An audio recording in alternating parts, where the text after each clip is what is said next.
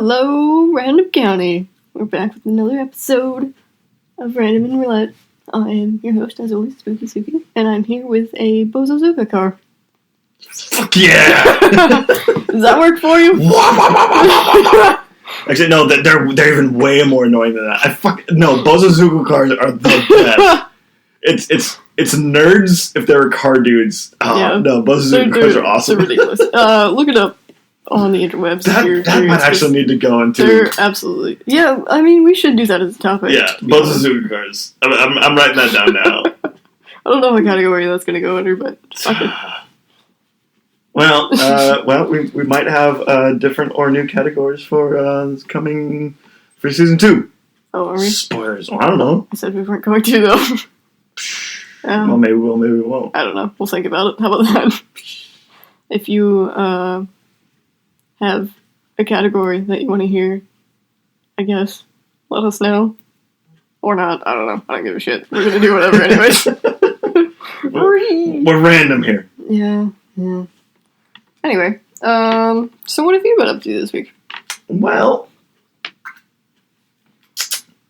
Well, we'll get to drinks later, but that's nice. Pretty good.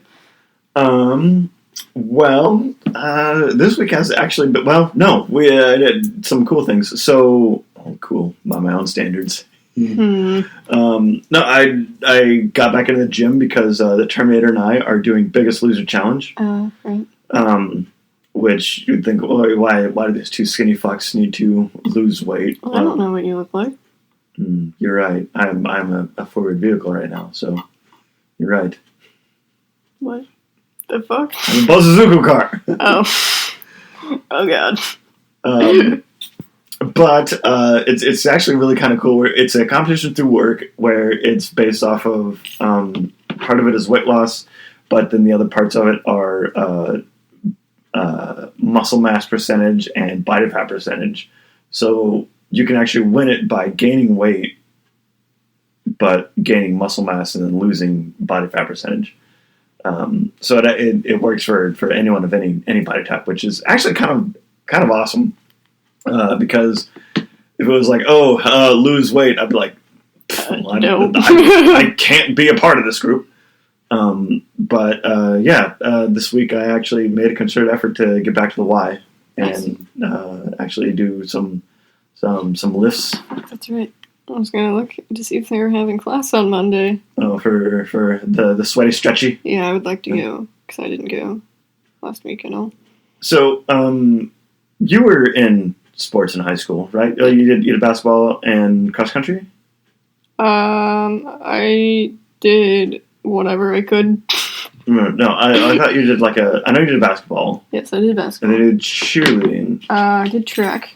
Okay, so track was your spring sport. I did cheerleading. I didn't do volleyball because my arms probably would have shattered. So what did I do during the spring? The spring would have been track. Yeah, track is a spring sport. Yeah. Not spring. Track is not spring. Yeah. Track is after basketball. Track is spring. Fuck. Okay. Basketball is winter. I was thinking it was a school year and the actual year. Yeah. It's fuckity. Yeah, I did track. I tried cross country for a little bit, but didn't really like it that much.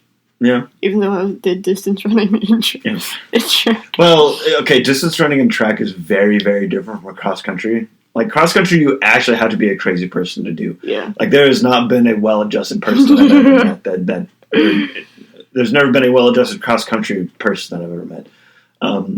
And there actually is kind of a good reason for that, because it's constantly pushing yourself beyond your boundaries. We got ghosts in here? We got lights flickering? My light's probably dying. No, it's definitely ghosts. But I also did, other activities and stuff, I did speech, I did play, I did... Yeah. Yeah, in the wintertime, it was always speech for me, too. I love speech. Well, we had speech and basketball at the same time, so... Oh. We also had play and basketball at the same time sometimes, too. Yeah, I think our one act was this winter thing, too. I think we did 2, I want to say, a year. I don't know. Because well, you guys did like one act for like competition, right? Yes, yeah, yes. yeah. Yeah, so I was in like a bunch of stuff. I never did like mock trial or anything though. But anyways, you're gonna ask sports stuff. Well, I was the point that I was getting at was have you ever like gone and done like a weight room workout? Oh yeah, that was required Yeah, if you're in sports. but did you ever enjoy it? It was fine. I probably would have got more out of it if like my body could do anything about it. But Oh at yeah, that time, yeah, because you had physical deformities. no, Yeah, I thought you had scoliosis in high school. I don't really know when that started because they never It was never diagnosed. until I was in college. So I don't know like when I got that, but it was more of my thyroid issue was probably a problem because I could never put on muscle or anything. Yeah. So yeah, that's been solved now.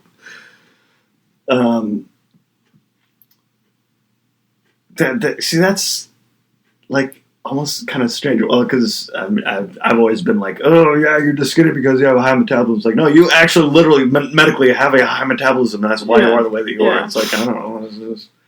I was not fed good as a kid. Hypothyroidism, sir. Although that's kind of last time I got checked, and she was like, "Yeah, it's looking good now." It's like, "Cool." Oh, that means the medication's I working. just gained like 15 pounds, but it's fine. Yeah, you're also like tall. Yeah. But then you were figure skinny. Now you're tall, but like your body makes sense now. Sure, I don't know. Well, I don't know. You live in it every day more than I do, so like, So, you know, how you feel I had to about buy it. bigger pants, and that's about it. It's like, well, I mean, that was kind of a thing too. It was like, well, you know, with some major life changes that happened to me, you know, in the last 5 years, you know, I've definitely like changed physically, and it's like What's happened in the last 5 years? I got divorced, and I got Wasn't that more than 5 years ago? well, no, it was 5 in like 3 months ish, 5.5. I don't know. Oh yeah, because I met you Right after. right before. I met you right before because she was still around. Yeah. Yeah. I don't remember. Well, yeah, but you know, then after that, like I started like taking care of myself, and it's like, oh, and then I turned 30, and I was like, you know, body and mind are like two different things. Yeah. But there's a very specific feeling of like after like a good workout, where like you can kind of feel it's like I'm gonna feel sore tomorrow, but like I do like a 15-minute warm up and then a 15-minute cool down. So like I do like a small like yoga session like before and after, just like stretch everything out.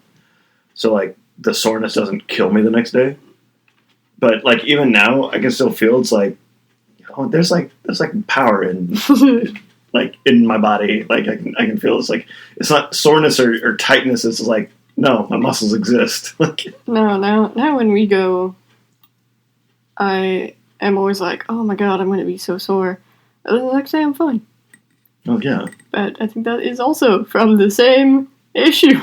Well, yeah, but like it kind of changes everything. No, Like, there's it literally does. okay. A yoga workout for me is almost more like mind Oh. than it is body. Like, so, I mean, yes, it does take a certain amount of strength to like hold the poses, but it also takes a lot of like mental fortitude to like, you know what? I don't want to go into child's pose right now. I want to get through this. It's like, like no, we're and like especially because yoga is like you work one half of the body, then you work the other half of the body. It's like you kind of know what's going to happen on the other side. It's like I know I can get through this. So like then that's like the games that I play with myself, like while I'm going through yoga. I don't do that. But like I can tell when I need to like slow down on something because my muscles will start like I can't hold them straight anymore. They'll just start like twitching. Yeah. I'm like, well, guess I need to not be so hard on myself now. I need to slow down. Well, and that's actually what's awesome about the yoga instructors at Sacred Yoga is, you know, as we're going through like hardcore workouts, there's like listen to your body. Don't hold the pose if you can't hold the pose. If something hurts, don't do it. Yeah. Meanwhile, like in high school, like for like the 3 weeks that I did wrestling, the coach is like, "You weak pieces of shit!" It's like, I'm like, yeah, it's like push through or you're nothing. Yeah. Whereas here it's like, you know what, you do you. Yeah. Like, so now I'm weirdly like both sides of that, where it's like, okay, on this lift I did 50 pounds this week. I want to do 55 pounds next week. You should do 55 pounds next week. But if you can't, it's fine. Like, so it's I have like 2 coaches in my mind the whole time when I'm at the Y. It's I don't know. It's kind of awesome. It's why I actually enjoy going, and I can do it by myself. Let's see. What did I do this week? Oh, I did more studying. I can now tell you the days of the week. Yeah, you did days of the week and months. And months. Like you're learning kanji to where like I know last week we talked about how it's like when you're learning, it's a 4-step process where you have to like step 1, see something. Step 2, have to translate it. Step 3, have to come up with a response in your native language, and then step 4, translate that again. Whereas you're actually going from step 1 to step 4, like you're starting to bridge that gap. Yeah, I'm trying to get it where you think in Japanese. Yeah, which is fun. It's been going. No, it's actually been going awesome. Like those freaking Genki books that I got are killer. Those are like so much better than any other book that I've tried to use or app or anything. Just like the Genki books. What makes them so awesome? It really breaks it down nicely, and it makes you use it right away. Okay. So it's like you learn it. And it's like, okay, this is what it's about. This is the grammar, and like that's the other nice thing in it. It does grammar. It does your vocab, and then it does listening and reading. So it does all 4 things. So there's like audio that goes with it? Yeah, so you download an app and it has all of the audio stuff. And it's all like free with the book and yada yada. That's fantastic. Yeah, it's really nice. And then it also does like you're learning kanji through it as well? I have a different book, but it's from the Genki series. So it's called Kanji Look and Learn. Okay. So it gives you like little like pictogram, basically helpful things to like remember. So like the kanji for gold, it's a mountain, and it's like little. It breaks it down so it like makes sense with it. But the gold one, it's like, oh yes, the gold is found under the mountain.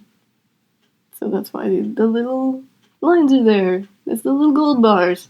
And it's like, oh, yeah, you can make the kanji for 5 out of 5 matchsticks.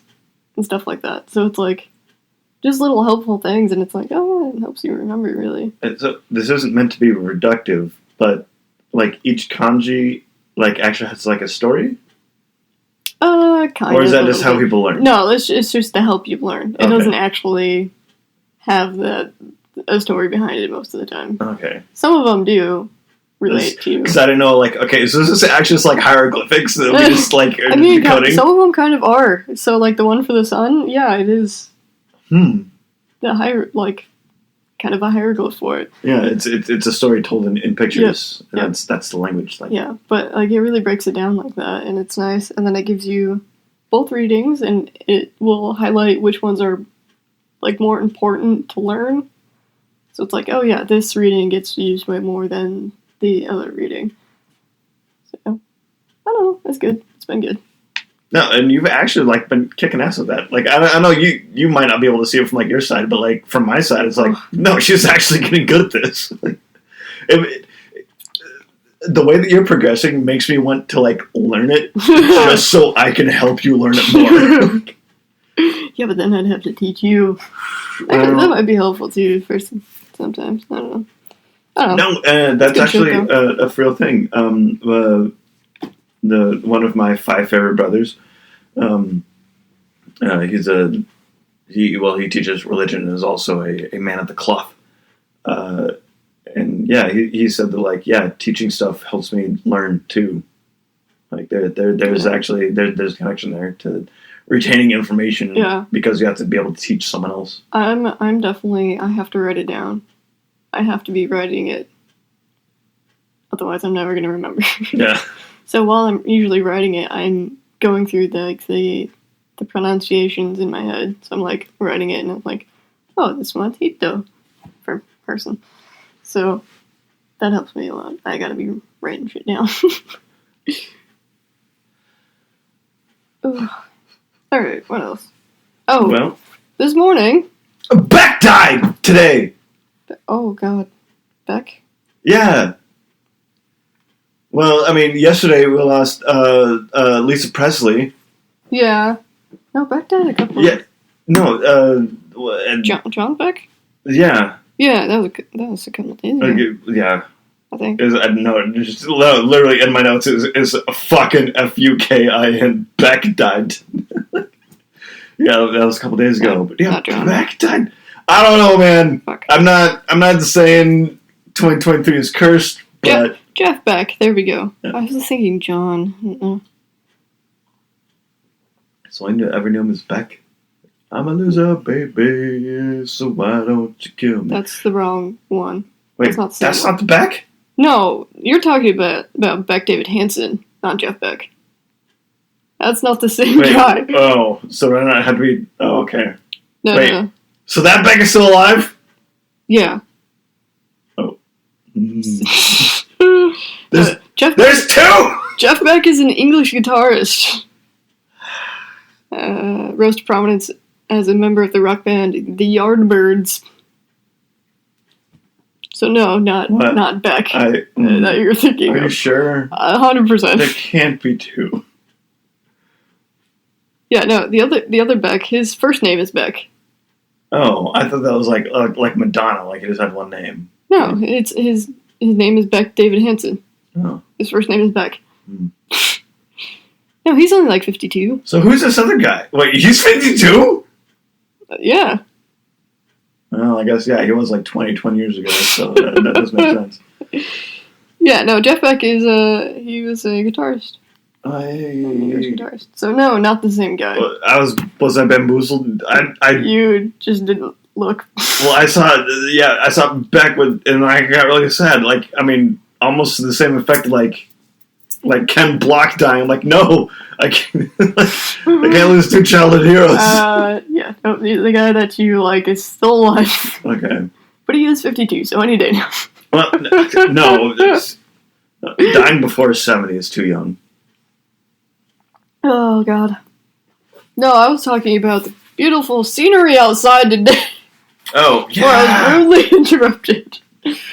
Yeah, the trees were all frosty and stuff, which is really cool. Yeah. So, did you know that everything was frosty before I messaged you? No, because I hadn't looked outside yet. Oh, yeah. But I did leave my house today, so there's that. I did actually see things. Yeah. Because I had to get a haircut. Wait, did you get a haircut? I did get a haircut. But you can't tell, because it's still so fucking long! Yeah, but your ends are more blunt. Okay, yeah. Yeah, and then I'm not just checking you out. She fixed my bangs for me. Your bangs weren't bad. No, they weren't bad, but they were uneven. Uh-huh. And I was like, I'm not gonna try to do anything about it. I thought you're not. Well, no, you are ambidextrous. Like, you should be able to, like... Yeah, I do. But just because you're ambidextrous doesn't mean both hands work the same. Mm. My left hand works completely differently from my right hand. Mm. That makes sense. Yeah. Like, they both can do the same things, but they do them differently. That's them. Doing weird hand shit. Yeah. Well, New Kid and I we're trying to get a haircut lined up this week, but our barber slipped and fell on the ice that is covering everything and bruised her hand real bad. Oof. Yeah. Yikes. Yeah. So we're gonna have to wait till next week. Be careful on the ice. Yeah. Well, I was hanging out with a New Kid in Frogma this afternoon. We're all bitching about how like our street is such shit because like the plows came through like one day, and then it literally has not been above freezing for like 2 weeks, and so our street is still just ice. Yeah. Ours is usually they don't do shit fuck about our road. either. There's parts of it that are okay, and then there's also parts of it that are in like tree shadows. That it's solid ice, and I'm just like, I got a Subi and all-wheel drive, but panic. Yeah, it's not good. They don't give a shit for some reason, even though that's like a main road in and out of Woodland Park. They're like, fuck it. Oh no, the paved part was fine. It was the gravel part was like, good luck with it. Oh no, like the paved part is usually shit. Like when it snows and stuff, they plow it. They wait forever, so it's all packed in already, and then they do one thing and then they leave it. Like they don't give a shit. They put gravel on and then they leave. And that's it. Jerks. Anyway, I have still been doing sewing stuff too. Yeah. Well, you made me a hanky. I did. And I made you a hanky. I made a pillowcase. A pillowcase for my knee pillow that didn't turn out super well, but it's fine. I don't really give a shit because it's just for me. And then I made a mug warmer. Oh yeah, with the button. Yeah. Yeah, I think it's adorable. Yeah, I'm gonna try to make another one. It's like a koozie.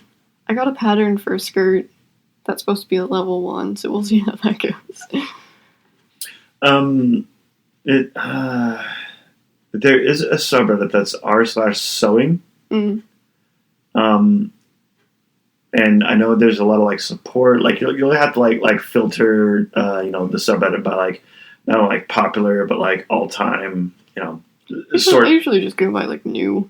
And then scroll down from there. Yeah, and then there's a ton of support there. And if I know you have a Reddit account, but like you can definitely ask questions, and there's a huge support group there. Yeah, maybe I'll have to do that. I also got like because I've been doing some course things through Udemy. I don't know. Yeah, I don't know. It's like they offer classes and stuff, but I got a sewing one. That's the same one that I've been using for my drawing stuff. And I have a Japanese one too that I've been going through a little bit.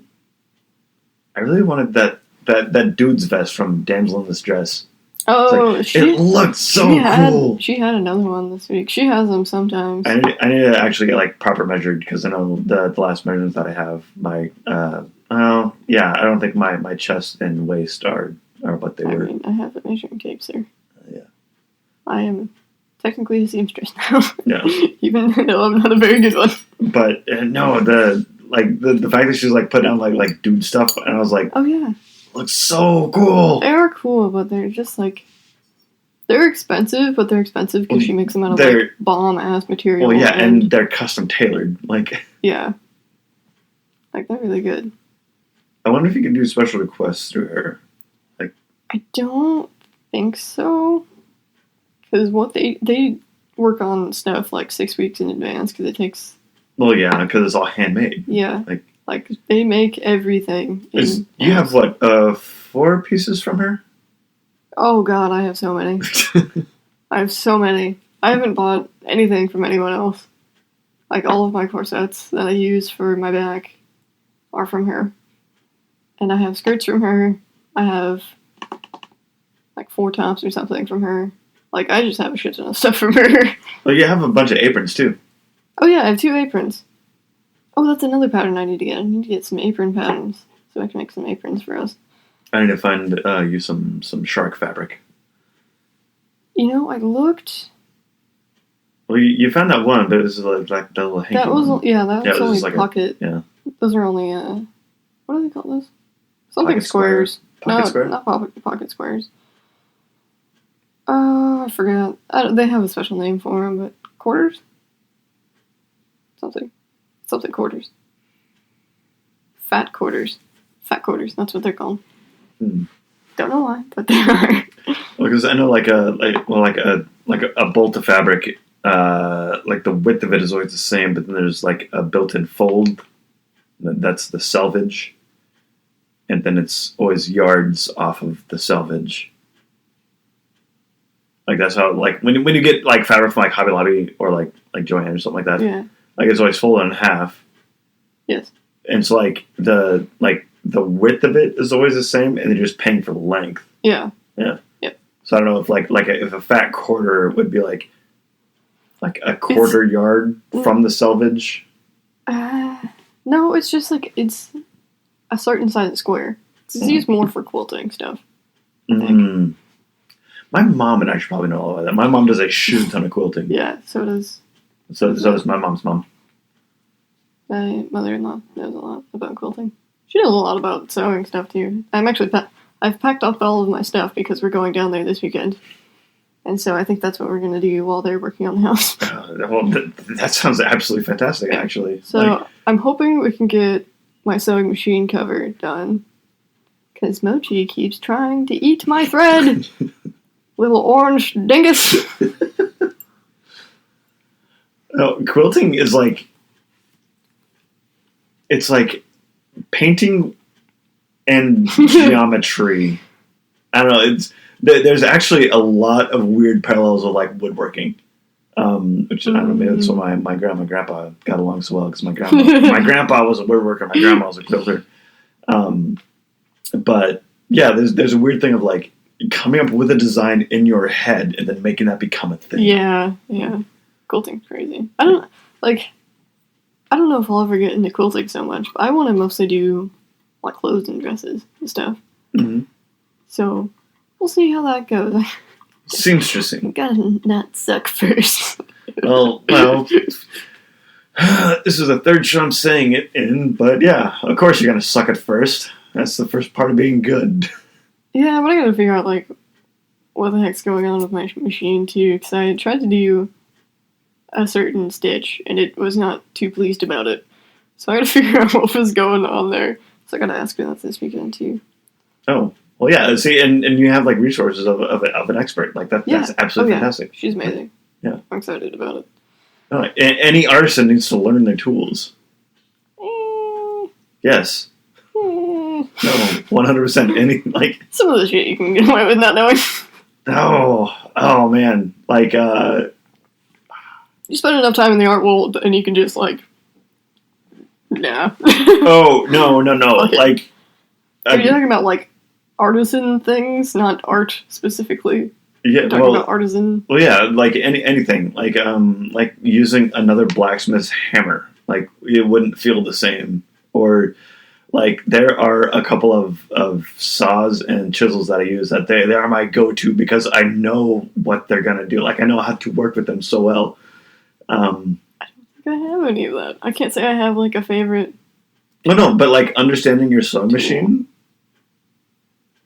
Yeah. Well, I'm also actually insane into where it's almost like a weird like Shinto belief that everything has a spirit. So like when my grandpa died, I got a chunk of his estate, and part of it was like some old cedar wood that he had, and his old saw. And in the time to where I got that, and between his funeral, I was able to make a couple of small boxes for his oldest daughters. And using like his wood and his saw, like there was a spirit within those tools and within those pieces that like I never felt a rush of a high in the same way. So no, I'm definitely convinced that like paintbrushes, like colored pencils. No, they have a spirit within them. I don't have an attachment to paintbrushes because I go through them. I go through them quite quickly. Yeah, and. Pencils I don't either, but I do have a favorite pencil right now because I got it from Daiso in Seattle, and it's like thick ass lead, so fucking thick, and then in the top of the pencil you pop it off the like where the eraser would be. Mm-hmm. You pop that off, and it's a sharpener, and you sharpen this fucking lead. It is so cool. Oh, that's fantastic. So yeah, I like using that one, and then I also got a kitty. Rilakkuma? Mm-hmm. Kitty. It's teddy bears dressed up as kitties. They're freaking adorable. What? Yeah, and I got this sticker set that went with it too, and it was great. Also got from Daiso, but I don't know. I usually didn't like. I never had like a favorite pencil or I have a favorite set of like brand, like a favorite brand of colored pencils. Other than that, like, I never had, like, a favorite paintbrush or anything like that. So, I don't know. I just don't have that attachment to those things right now, I guess. But my sewing machine, I just don't know shit about it. So it's like, I don't know what's going on. I don't know enough to know what's going on in that sphere yet. I don't know. I mean, I might actually, like, be crazy. Right? That's fine. But, like, I think that's, like, a good thing to have. I just have never had it because there was nothing I ever, like, favored. I never used one thing consecutively enough to have an attachment to, I guess. So I don't have, like, a favorite tool for the trade, I suppose. Not that I do much for art right now anyways, but there's some works in progress over there that's been sitting there for a while. No, you have been working on stuff. It's just like I've just been working on your goals are in a lot of places. Everything the fuck else. I have too much shit to do, basically. Well, I haven't been working on music stuff either. I don't even know what we're gonna do there. Let's work on that more, like in the spring and the summertime. Well, we're gonna have a problem pretty soon where we're not gonna have a guitar player anymore. So I'm gonna have to figure out what to do there. Yeah, I heard that. Shredder's gonna get married and is getting a house. Well, and then my backup decided he would like to move back to California. For real? Yes. He's like, So, I have nothing now. Well, then you just gotta get good. I don't know if that's gonna be enough. To be honest. Make Bam Bam play drums and guitar. Oh God, you would murder. No, it's not possible. Absolutely murder. And I don't really know anyone else who plays guitar. Yeah. Well. So either we're gonna have to change up our style drastically, we're either gonna have to do some crazy ass music, and I'm gonna have to write it all. I don't know if I have time for that. Or we're gonna have to do like an acoustic, and Terminator's gonna have to learn guitar, and she might also murder me for that. So either way, it's not looking good. We'll burn that bridge when we get there. That bridge is getting decided next week, so I think it's a little sooner than you think, sir. You can't just wait forever and then be like, oh, now we're gonna, like... No. Well, okay. You understand that's the wrong thing to say, right? Yeah. Like, I understand that, but it's like, that's gonna have to get decided sooner than later so we can figure out what we need to do. No. So otherwise, we're not gonna be ready by October, but I don't know if we're gonna be ready either way, so... Whee! We'll see how it goes. We're gonna talk about it next week. We'll figure it out. So yeah, that's been fun. But other than that, nothing else. Oh, that was burp. Well, we are to drinks and ad space. Alright, so we're drinking some sake. We got some Pure Dusk. And it's actually it's pretty good. Very smooth. Like it's slightly sweet. It's a little bit on the jar side as far as the sake goes. The label is pearlescent, so if you got it wet, it'd smell like fish, probably. If it was real. Because pearlescent paper is made out of crushed fish scales. Okay, so... If it's real. Yeah. So here's... I know I talked to you earlier about, like... you were having a hard time with the Days of the Week kanji. So this... The label for this looks like very sloppy, like, handwriting. Oh, yeah, it is. But apparently that's still legible? Yeah, so that's the Sue symbol. That's the Sue Hiragana. But... The rest is kanji, and I can't fucking read. Okay. But it's also usually on the sides or something. Okay. It's usually elsewhere on the bottle. But yes, that is a style of writing that would have been popular way back in the day. Yeah, the stuff is actually very it's good. But that was actually a question I asked you. It's like, okay, how do you have bad handwriting in Japanese? Because and it's like, okay. Yes, this. But then I'm trying to put myself in like the seat of someone who's learning English and like the difference between like. English is pretty shite there, buddy. Well, and it's the way that I write. There's a lot of letters that look very, very similar. Like, one of these is the kanji for rice field. Was it Pure Dusk at Ricefield? See, and because it looks so stylized, I don't know if like Google Translate would pick it up. Probably not, to be honest. But yeah, I picked this up on a whim. It's good shit. I mean, like I was going to check out at the Asian market, and I saw it was this one, a blue one, and then like just a frosted glass one, and I was like, green. So yeah, you went with the green one. I just picked it up because I happened to be in line in that area. And then you got a Sapporo beer. And we have your a Chika sake cup, which is freaking adorable if you've never seen one. This little kimono yes, girl. It has a lady in a kimono and then a little cat that's watching her drink. We've had that before. I think we've had that in like Colorado in a hot tub. Like probably. Like I've only ever had good times with that. Oh, it's made by Sake One, so it's made by the One Cup. Okay, yeah, company. So, yeah, that's the one. That, they're all with like, the blue One Cup. Yeah, that's made by the same company. But yeah, she's adorable. And I'm using one as one of my pen cups. Because I think they're cute, and I feel love the vibes. Feel bad for throwing them away. My other pen cup is a sushi one that we got. A sushi sake. It was fantastic.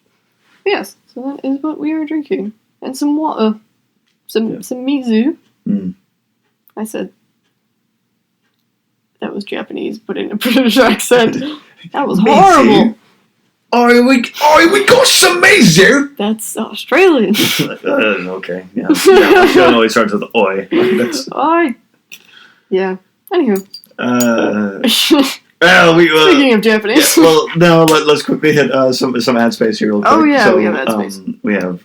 Do you have something to advertise? Besides our own merch. Yeah, just peddling our own stuff. We have shirts, pins, and stickers. You can find us at Random Roulette at patreon.com/Random Roulette. Yes. We also have Instagram. Facebook, Instagram. If you would like to be on the show, you will also get a free keychain. So let us know. And the only way you can get those is by being on the show. We don't sell those. You only get them if you're on the show. Yeah. So there we go. If you see someone with a keychain, then you know. Yeah. They're braver than you. Okay, so more Japanese shit. World topic was Japanese street food, and this was so much goddamn fun to research. So I did a bunch on like the food. Okay, I specifically dove into the yatai. Yeah, the carts, which are the Japanese food carts, because these things are absolutely fantastic. Okay, so yeah, I'll start with my first bit. Okay. And then you can do the cards, and then we'll get into the food. Okay. How does that work? So typically, the street food is served in a cart, which is what he was speaking about, or a stall. The reason street food isn't quite as popular in Japan as other Asian countries is Japan has a etiquette thing about eating and walking. You cannot be walking and eating around. Really? So, yeah, it's considered very rude, and most of the time you have to eat the food that you get in front of the stall. Except, I thought there's also a thing with like soft drinks as well. Like that's why they're usually smaller capacity, because it's like, oh, you're just like, you get it out of the vending machine, it's like down it, and then like there's a waste basket or like a recycling thing like right next to it. You're not supposed to walk and eat. You don't walk with something you put in your mouth. Yeah. There are some places that do allow it though. And it is the Nakamise shopping street and the Ame Yoko market. Which city is that in? That's all Tokyo. Okay. They let you stroll and snack, is what they call it. So, like, isn't that alliterative? Like, no, it's like it's in Japanese. It's something else, but it basically translates to stroll and snack. Okay.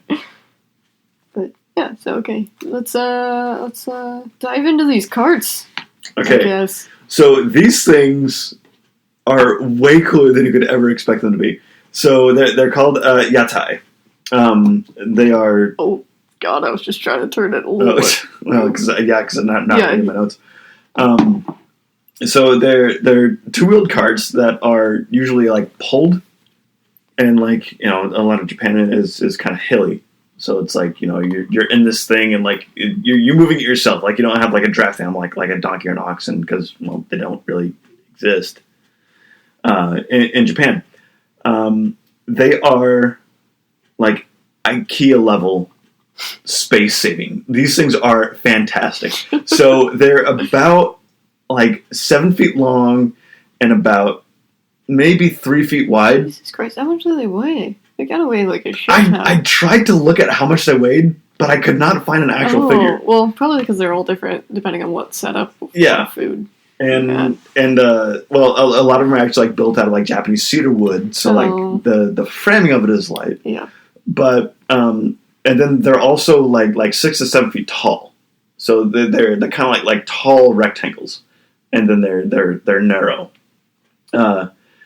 So what happens is they'll take these carts like from where they live to their designated spot, and then they kind of unfold into a restaurant.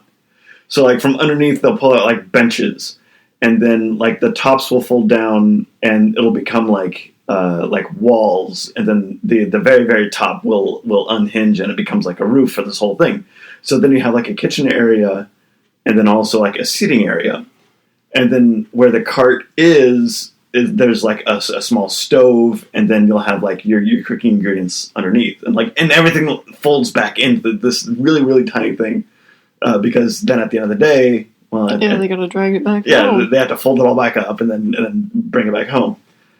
So it's essentially the original food truck when you think about it, and it actually gets a little bit more intense. So these things started in like the 5th and 7th century, and they were put along the roads where the court dignitaries would go back home. So like they would go for like their government sessions, and they would come back, and on their way back they would need something to eat, right? Yeah. So all these village people would just like set up these carts. It's like, hey, come eat at our stuff.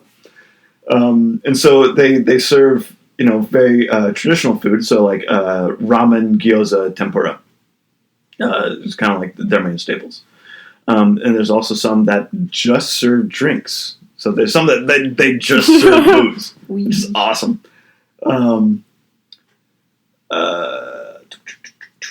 So during the 1900s, the economy in Japan went from being very agrarian to being very industrialized.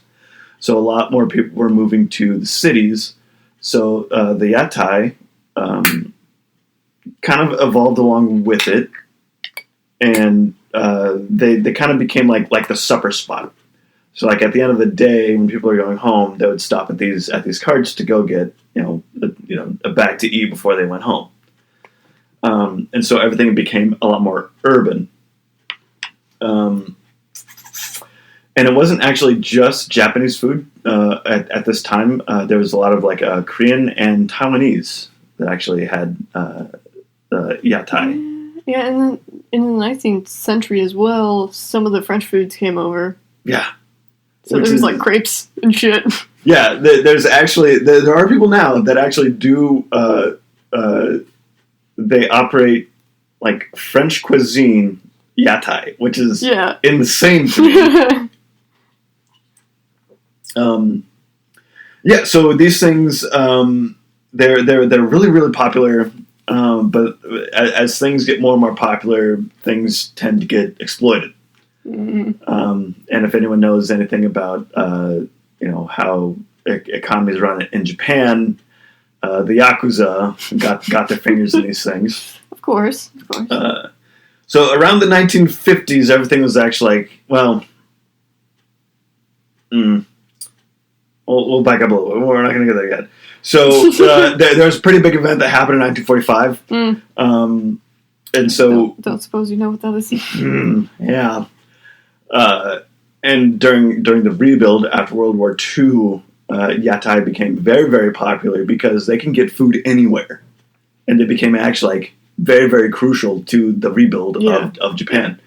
And so the government was kind of like, people are getting food, whatever, do your thing. 20 years later, they had the Olympics in Japan. And now we're getting a lot of foreign people, and like, well, we can't really have like raw food, so sushi yatai, sorry, you can't be a thing anymore. You'd have to have like pre-cooked things, or things that can't spoil so easy. Yeah. So there's actually a huge crackdown after 1964 when the Olympics were there, and so it actually kind of gutted it. It's like this whole huge thing that was like part of the nightlife of Japanese culture was kind of gutted. But there was one prefecture that really held tight to it, and that's Fukuoka. Fukuoka is on the north shore of the southernmost island, actually really, really close to South Korea. It's actually halfway between Hiroshima and Nagasaki. Oof. And so that's actually why they were so crucial with the rebuilds, because these are the sites that, literally every major city in Japan during the 40s was devastated for various reasons. But I feel like those are a little more special in how they were destroyed. And so Fukuoka became like a huge food area, because they can also get trade from the Korean Peninsula and China very, very easily. So it's like, yes, these areas were devastated, but they can get relief this way.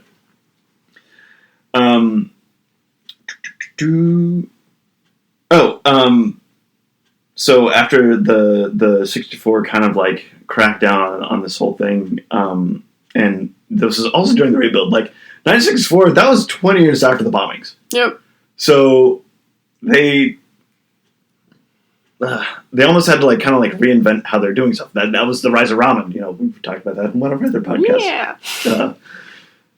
And so gyoza became huge for these things, and that's one of the reasons why gyoza is so popular, is because it's small, tiny things that they can like pre-make before, and all they have to do is fry them up and then serve them. And that's the idea of these things. And like as you said, you don't walk and eat.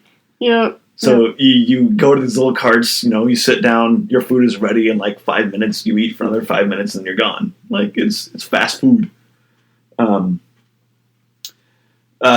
So as this whole thing like kind of progressed, really Fukuoka was the only one that kind of kept them around. And there's actually laws now in the Fukuoka prefecture where if you own a yatai cart, it has to be licensed. So you actually have like a food service license. Yeah. Just to make sure that makes sense. You're serving is safe. Some dude. And they actually kind of have like spots that they go to. It's like, yeah, you live here, and then like, yeah, you work here, but like you're not gonna like pull your cart up and like someone is in your spot. Yeah. It's like, no, you have your spot where it goes. This is your spot. And a lot of these things they're run by like gas propane bottles, so they're pretty easy. They're portable. Yeah. But in 1960, there were 450 yatai licenses, and in 2018 there were only 100. Oof.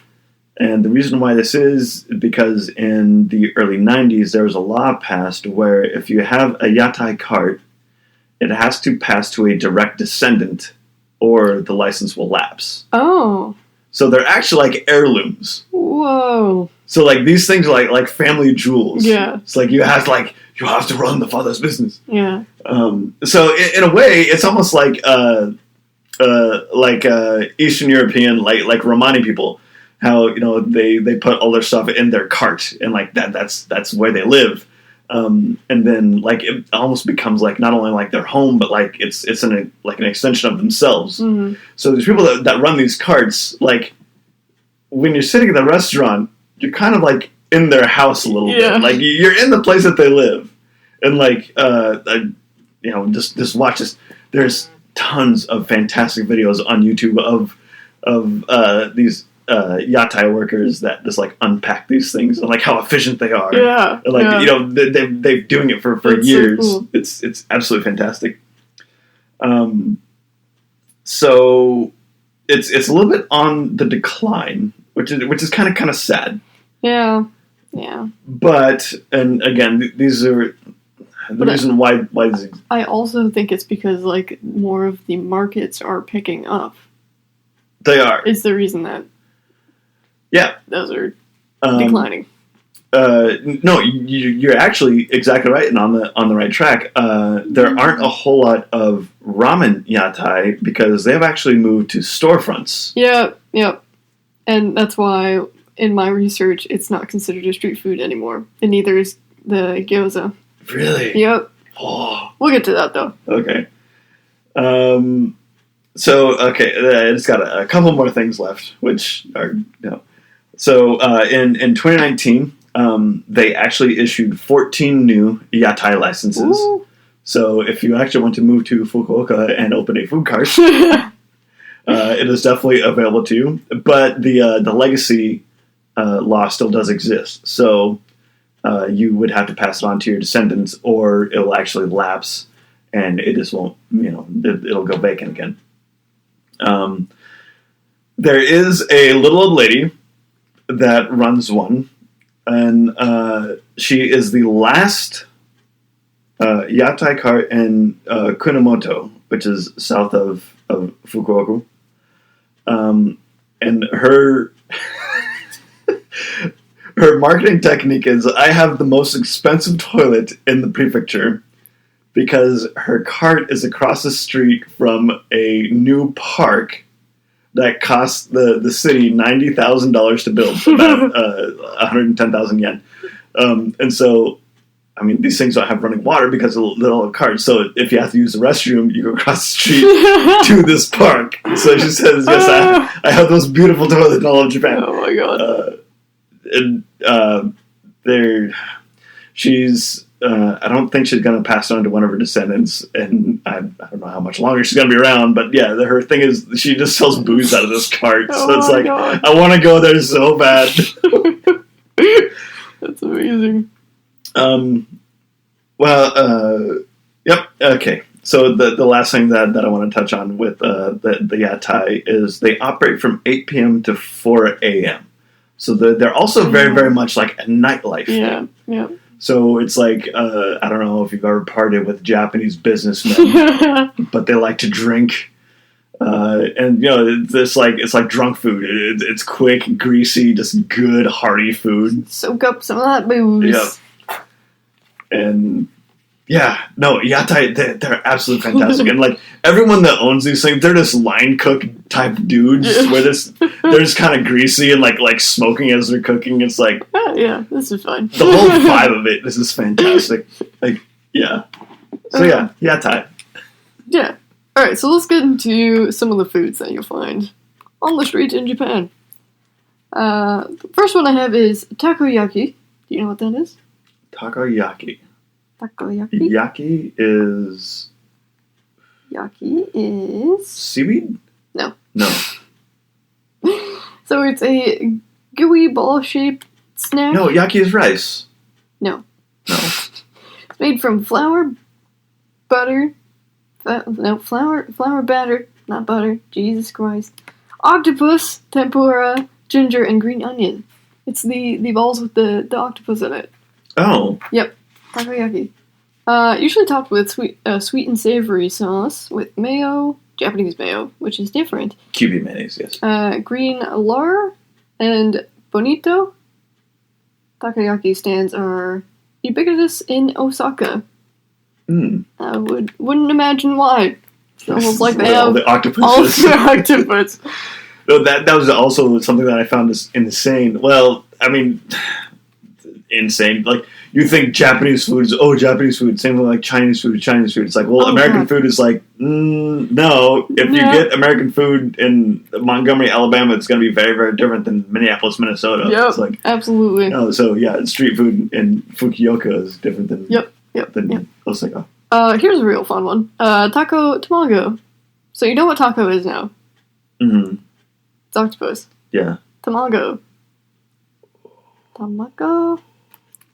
Eggs. Egg. So it's a baby octopus stuffed with a quail's egg.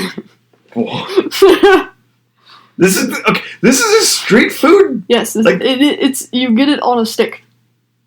Okay, that doesn't make it any better. Like a quail's egg is like something like in French cuisine is like very, very like desirable. No, they're just selling this on the street. Throw it right up there. Well, that's fantastic. Yep. It's on a stick. Said to have been invented at the Nishiki market in Kyoto. So now we have Kushi-ten, which is a... Kushi-ten? It's a skewered fish cake, commonly served at festivals. So, you know, in anime, when you see they have, like, the, like, white square thing on a stick. Is that the same thing? Well, I've seen a fish cake where it's like a pink pinwheel. Is that the same thing? Usually it's served in ramen. That would be a completely different thing. That's a different kind of fish cake, yes. Okay. That's a fish cake. But not the same as this? No, because this is, like, grilled. Okay. And then we have the one that is commonly seen in media, and Dango? Danjo? Can I not spell things? Yeah, it's like... Dango. It's dango. Dan is rice. Dango. Yes, it's steamed rice dumplings. Yeah. So they're like a mochi-like consistency with a sweet or savory glaze. The most common one that we see in media is the hanami. So it's the tricolor. It's the green, white, and pink. Yeah. Yes, that is. I always thought that was mochi. I mean, it's a mochi-like consistency, and they are rice dumplings. So it's close to. Yeah. But not really. Like, yeah. Yeah. Like it's there. Yep. And then we have korokke. It's basically just a French croquette. Oh, yeah. It's just the Japanese word for croquette. So it's different chopped meat, seafood, or veggies, and mashed potato with some gravy, and then it's rolled in flour, egg, and panko, and fried. Came from France. I didn't think that Japanese had a lot of... Well, I know they have sweet potatoes, but I thought that was like a Taiwanese thing. Sweet potatoes? Yeah, but I didn't think like russet potatoes. I thought that was like an American thing. Yeah, but they get it imported. But we'll get to sweet potatoes later. Oh. Then we have karepan, which is bread filled with different Japanese curries. Ooh. Yeah. Ooh. Yeah. So it's like an enclosed sandwich. It's a ranza! It's a sweet bread with curry in it. Yeah, you described a ranza. I don't like it. I don't like that. I don't like it. Then we have onigiri, which we kind of talked about. Yes. Well, for those who don't know, they're the triangle rice balls with usually like it's like a spicy tuna. Yeah, it's got some kind of filling. It could be savory, so like fish and veggies and stuff. But it can also be sweet because sometimes they fill them with plum. Ooh. Yeah. Ooh. So that'd be very interesting. Yeah, it really depends. But it's rice enclosed upon a filling with some kind of wrap to hold it so you don't get rice stuck all over your hands. Yeah, instead you just get nori stuck to your hands. You can get them at convenience stores too. So easy. Okay, this might be a little bit off the wall, but okay. So is 7-Eleven street food? No. Because that's convenience store. That's convenient food. Okay. It's completely different. It's like 7-Elevens exist. Oh yeah. Outside of like gas stations. Their 7-Elevens are amazing. Yeah. Compared to ours. We have yaki tomorokashi, which is... Yaki is noodles. No. No? No. Not always. No. This is corn on the cob. What? Grilled with miso. What? And associated with Hokkaido. No, that actually like works though. Like I can imagine that actually like being really good. Yeah, corn on the cob. No, but then with miso paste melted into it. Yeah. Like that actually sounds awesome. Like. And then we have yaki imo, which is our sweet potatoes. And they also have sweet potato trucks in Japan that play a certain jingle so you can hear them down the street like ice cream trucks. Okay, so I saw that in an anime and I didn't think it was real. Nope, it's real. But that's actually a real thing. It's like, wow. Well, they're in the first half of the second season of Komi Can't Communicate, she hears a sweet potato truck like coming down the street, and like because she can't communicate, she like she flags him down, but then like she feels bad because she inconvenienced him because now he has to stop and do work. But then but she really wants sweet potatoes, and like she feels so bad. It's like, okay, I'll take 5. But then she feels bad because she got too much. But it's wintertime when she does this, and so she's like holding up against her, and like the kanji for like warm comes up. It's like, she's like, oh, that's so good. And then of course Tadano comes by and she gives him one. Yes. But no, they literally have ice cream trucks that are just sweet potatoes. Yes, yes. I would love that so much. That is fantastic. I freaking love sweet potatoes. No, sweet potatoes good. Yes. Now we come to our number 1 street food. Can you guess what it is? Is it ramen? No. It's not Just ramen. remember, ramen's not considered a street food anymore. Oh, and gyoza isn't anymore. Tempura. No. What? Nope. It's not gyoza. It's not ramen. It's not tempura. Nope. It's probably something you've never heard of before because oh no, and we're mochi, here and not over there. Yeah, mochi's not dessert. Hit me with it. Taiyaki. It's the little fish. The little fish. So like the popcorn fish? No. It's not fish at all. It's in a fish shape. You've seen them on animes because they're fucking everywhere. But it's little. It's like it's pancake batter, and they're always in a fish shape. Almost always they're in a fish shape. Okay. And they have sweet fillings like red bean, taro, Bavarian cream, whipped cream, stuff like that. I had ones that were green tea. We were in Seattle, and I saw a shop that had them, and I went fucking nuts. I bought 4 of them and ate every single one. They were so good. But yeah, they're usually in the shape of fish. Really? So they have them on animes, but you probably don't register that is what they are because they're in fish shape, so you think they're gonna have fish in them, but they're not. Well, I don't take. I take everything I see on anime with grain of salt. It's like that's why I'm always like, wait, do all the classrooms in Japan look the same? Like, well, actually, they're pretty close. Like, no, don't tell me that. Yeah, no, you're like, oh, what about this in anime? I'm like, yeah, man, it's kind of it's a real thing. Some of that comes from real things. Yeah, so like, it's like just a stylized way that is portrayed food. No, it's a real thing. That's a real thing. Okay, is Japan a real place? Oh my god. No, that's awesome. Alright, can you guess the number 2 street food? Okay, so we've already eliminated gyoza, ramen, and tempura. Yes. Once I say it, you'll be like, oh yeah, of course. Because this is also everywhere. Well, see, when I researched the yatai, like sashimi and sushi were also outlawed. So I don't think it would be that. No, it's not. So it's another sweet thing. Oh, it's another sweet... mochi. No. No. What? Soft cream. Which is fucking ice cream. Well, all the weird ice creams you see mochi from Japan. has ice cream in it sometimes. I think that's actually a very... It's not an American thing? I think that's a very American thing. I think they have it, but I think it's very American. Well, mochi is usually like matcha, that's why it's green. Right? No, mochi comes in like shit tons of flavors. You can also get it without ice cream in it.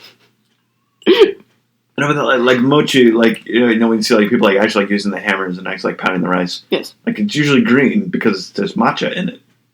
If they're making a matcha flavor, yes, but it's usually just white until they put a flavoring in it. Then it turns colors.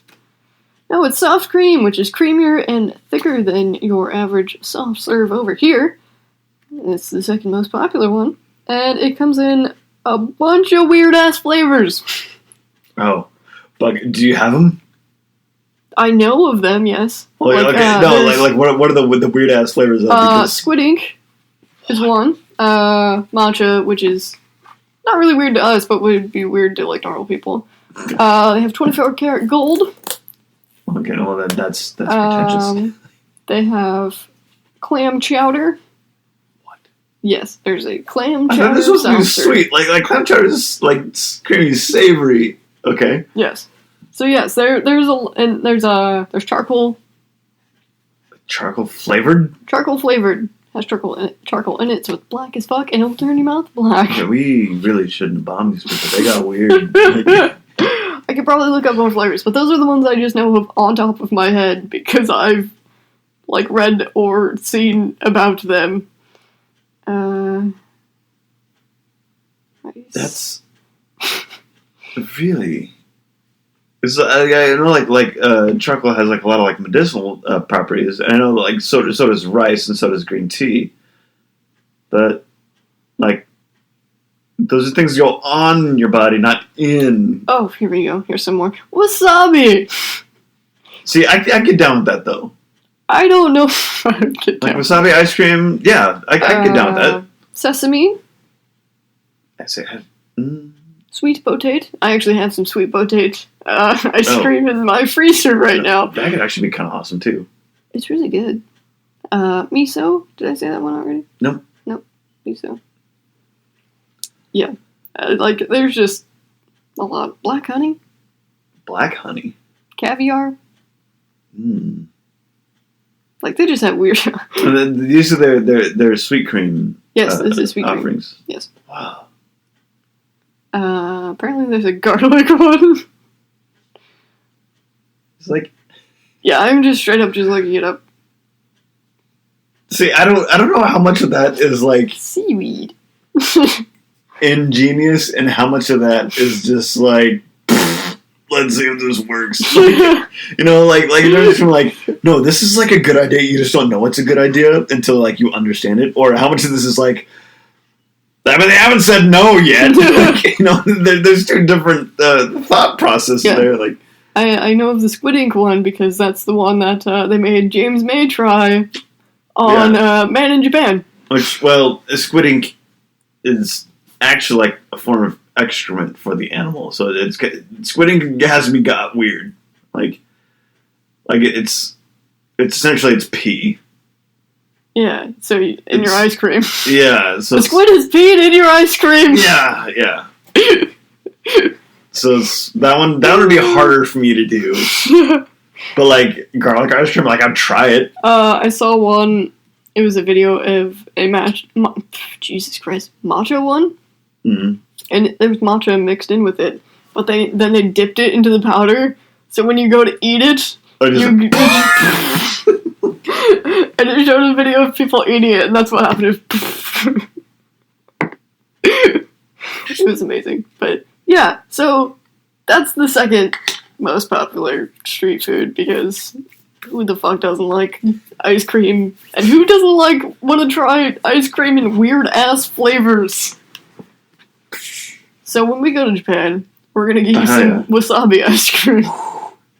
See, I would think that the dairy and the ice cream would kind of counteract the spiciness and the wasabi, so then you would just get the wasabi flavor, which actually is kind of awesome. I don't know. Or it'll kill me, or it'll be real bad. Glory, glory, what the hell the way that I... Oh god, that's not copyrighted. Oh, that's actually probably fair. It's probably not. That's got to be a public domain. Probably. Yeah, so we'll get you wasabi. I'll probably get some matcha because we know how much I like tea. Some sweet potato. Dude, I'm gonna get so many fucking sweet potatoes while we're there. I'm gonna drive everybody nuts. I'll get so much taro shit too. That's not for a couple of years. Is Japan where they have the capybaras with the lemons and the hot springs? Yeah. Because I feel like that would be the chillest place in the whole goddamn world. We're gonna go to a hot springs. But problem is, we're gonna have to find a hot springs that I can go to. I was gonna say it's one because we have tattoos, and I thought two because there aren't a lot of co-ed, you can't have males and females mix. Most of the time, if you're going to a public one, you can't mix dudes and chicks, which whatever, fine. But a lot of them have where you can rent a private one, so you can mix, but you're gonna have to go in with the general population, I'm afraid, sir. Because you're supposed to be nude. Well. You think I have a problem with that? I don't know if you would have a problem, but I'm sure my husband would. Well, no, I don't know. That was actually... yeah. He is a shy man, sir. He's a good-looking dude. I am not shy, but he is the one that would be. Yeah, you got kicked out of a bar for flashing your abs and giving people the finger. We know. My abs that I didn't have. Yeah, that was bullshit. Anyway, so yeah, it's mostly tattoo related though. Yeah. Like, honestly, I could go in with the public bath because I don't care, and you guys could probably go together in the public bath if someone isn't shy about it. But he might be. Oh, that's good fuck. Yeah. Like this last winter, like me and Ben were hanging out in the sauna together for just a long ass time. It's like, and then we checked each other out in the giant mirror that was in the bathroom outside of it. So no, I have absolutely no shame. You guys were nude in the sauna? We had towels on. Oh, see, that's different. Okay. Like, you're supposed to be completely nude in this situation. But, I don't know. I guess we'll cross that bridge when we get to it in a couple of years. He was also saying that he, like, kind of doesn't want to go, but he doesn't want me to go by myself. So I was like, well, Bridges to burn when you get there. guess we'll figure it out. But yeah. I was like, well, Drew would go. No. I want to go for the fucking street food after like researching all this. Like, no, we need to go to Fukuoka. Like, and the problem with Fukuoka is it's so far from everything. Because like, you want to go to Tokyo. It's like, okay, yeah, we want to go to Tokyo, and then we want to go to Kyoto, which is like the northern side of Osaka. Yeah. Which I mean, Osaka is huge. Well, Tokyo is huge too. Yeah, but Tokyo is massive. But to get from Osaka to like Hiroshima and then to Fukuoka is actually a long ass trip. And then sometime I would like to go in the winter and go to Nagano, like up in the mountains. Go up. No, not in the mountains per se, but like to like Sapporo and to the northern island. Yes, yeah. To the north. To the Kangen north. Oh god. Yes, I would like to go to the north at some point, but I think in our lifetimes we should go to Japan for every season. Yeah, because we need to go in the spring because of cherry blossoms. Yes. We're going to go in the fall because of the F1 race. Well, and trees being pretty and such. But winter in Japan. Hot springs, man. Think about the hot springs. Okay, so we talk about like spring in Japan with like cherry blossoms and stuff like that. Also, wisteria. Yeah. Like there are wisteria gardens in Japan that actually look like magic. Like it does not look like a real place. Absolutely insane. Well, and I don't know. There's also a part of me that like knows that I'm a big fat stupid American, but also like I want to see these things from afar because I don't want to like disturb the vibe. Like I don't want to like impose myself in the place. I'm sure it happens all the time, so I don't know if I about that so much. Well, not even just like Americans, just like dumb people being dumb. No, there actually is a subreddit that's dedicated to just pictures of Japan and how like idyllic everything looks. And it's like not even just like the outside villages, but also like how like just like street crossings look so interesting. Yeah. It's like I know this whole subreddit is through like rose-colored glasses, but it doesn't make me not want to go there. Yeah. Like I want to see this place. There's no way this place is real. Like, yeah. Yeah. I think we should go into every season, at least. Doesn't have to be like one right after the other. We can go other places in between, but I'd like to go. I want to go to South Korea too, I think. If I have to go to that one by myself, then fine. South Korea would be interesting. South Korea would be its own adventure. Yeah, I mean, it'd be like... It would be like America and Japan mixed is kind of South Korea right now. Because they're modern, South but Korea, they still have traditional... Yeah, but Seoul is like both LA and New York in one place. Yeah. Like, it's both. Like, I don't know how, but like, yeah. And with a sprinkle like Tokyo in it. Yeah. Sprinkle. But yeah, I'd like to go. Yeah, but then everything else was like super high tech everything. Yeah. It's like Samsung rules it your literally life. owns half the town. All right. I'm hoping we can go to Japan in like 2025, maybe. How cool would it be to like we could film a podcast in Japan, Mr. Worldwide? I mean, I don't know how. We'll figure it out. Well, in a couple years, we have to have a checked bag. Well, in a couple years, we'll have technology. What the fuck? In a couple years, we'll have the technology to just do it. No. It'll be alright. Well, I mean, we already do. We just borrow somebody's Blue Yeti and take my laptop. Mm. That's what we do. Mm. That's it. That's what we do. Anywho, we are a bit over time, so sorry about that, I guess. We should probably spend for the next one before I forget. But if you made it this far, yeah. I mean, thanks for hanging out with us. It's been awesome. It's been comfy as hell. Like, I feel like this one was just like, there's a lot of love in this one. Yes, thank you for your support. Continuing support. Thank you. Alright, let's spin this. See what we get. Since we got new topics on our lists. Oh, we got history. History. Let's see. That was very French sounding of me. That was quite strange. Well, the top of the list is history of makeup. And this was actually an anti-Karen one. Because she actually is a connoisseur. What is next week? I wonder if she'll be busy. Well, we have Martin Luther King Jr. Day Monday. Yes. It's the 20th. Oh, that's my dad's birthday. Next Friday. Wait, whose birthday? My dad. Oh. Old Greg is getting older? Old Greg! I think he'll be 63. Do you want to do history of makeup? If we can get the Karen on, okay, we can do that. But if we cannot, let's pick a backup. Okay. Oh, well, the backup would be Olga of Kiev. Is next on the list. Oh, this wasn't ordered, was it? Well, no, this is what I have on the list. Like, I'm in the Google Doc. I mean, you wanted to do her quite some time ago. Yeah, but I want to do Olga of Kiev, like, after Ukraine wins the war. Oh, okay. So we'll wait on that one. Well, you have the Seabold Ferry. Oh, yeah, that's going to be really depressing. Yeah.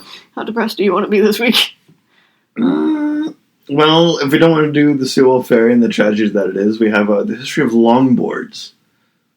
I'd rather do the ferry than longboards. And do the ferry? I want to do longboards in the summer. Okay, you're right. That has got summer vibes. Yeah. So, history of makeup, but if the Auntie Karen can't make it on the show for the third time, she'd be no, I think Terminator has the most yeah, I think she is. The medal. We should make a little medal. Yeah. Like, most appearances. Give them awards. So I'll gear up for a history of makeup. But if not, then we'll do the Seabold Ferry. Holy fuck! Every time I look up stuff about that, I get quite angry and upset. Mm-hmm. But yes, what should we text Karen quick? I don't know if she's gonna be up and around. Oh, they went to a movie, didn't they? Yeah. Not bother them right now. Yeah, we'll wait till after the show. Here, let me. Yes. I will put it on makeup. Yeah. Because she actually has like artifacts. Like she collected like makeup from like the 50s and things. Yeah. There's a company that I know that does modernized versions of some of the vintage stuff. So we'll talk about that if we get to do that one. Yeah. We will do that. I really kind of hope we do, because that, I mean, even like from straight white male, like that just sounds kind of fantastic. Yeah. Because like there's a lot of history. Oh in all yeah. that. Yeah, there's a ton. Depends on how far back we want to go as well. Well, I mean, we can go as far back as you want. Okay. History, we can go to ancient Egypt. You can go to ancient Japan. Yeah. Eastern locales. Like, I just know that the Auntie Karen, a lot of her stuff is like American from like the 19th century, because she actually has it in her house. I wonder if we should split that out to different areas. You're right, because you can do like a whole like hour. Yeah, I could do a shit ton on Asian. Asian, and there's a lot for for Indian as well. And even like you were saying, Egyptian, and even like Victorian era. Oh yeah, well even for men, like even men with powdered wigs and white faces and lead. Yeah, a lot of lead. So yeah, let's put that out a little bit. Maybe we can talk about that later though. Okay. Not make everyone else listen to this shit. Alright, everyone. It's been fun. Yeah, thanks for learning about Japanese street food with us. Like, it was just as much fun me to learn about this thing. I was actually excited for this one. Yeah, no, it was fun. I was like, some of these I know, some of them the most unexpected one for me was the corn on the cob. Yeah, like, wait, that's But I think that's because it's such a staple here. No. It's like hard. It's like, yeah, oh shit, yeah, like, we have that too, but it's different. No, corn is like a Mesoamerican thing. That's why I thought it was weird that, like, you know, other things that they have there. It's like, this shouldn't be there, but they have it. But yeah, it's there. Yeah. So yeah, we had a lot of fun with this one, so I hope you did too. We will see you around next week, hopefully. See what we get up to. It'll be a surprise, I guess. Anyway. Stay hydrated, don't die, and we'll see you next time. Bye!